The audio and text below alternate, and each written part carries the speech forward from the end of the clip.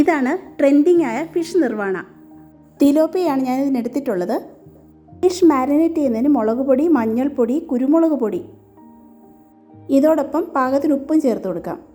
ഒരു പകുതി നാരങ്ങയുടെ നീരും 1 ടീസ്പൂൺ വെള്ളവും കൂടെ ചേർത്തിട്ട് നന്നായിട്ടൊന്ന് കുഴച്ച് വയ്ക്കാം.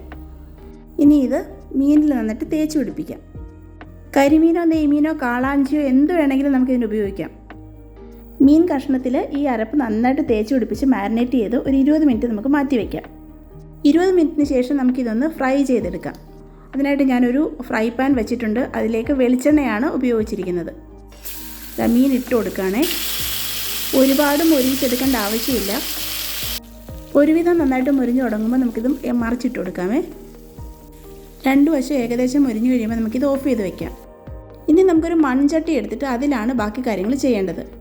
ചട്ടി ചൂടാകുമ്പോൾ 1 സ്പൂൺ വെളിച്ചെണ്ണ ഒഴിച്ച ശേഷം അതിലേക്കൊരു വാഴയില വെച്ചിട്ട് അതിലേക്കാണ് ഈ മീൻ കഷ്ണങ്ങൾ വെക്കേണ്ടത്.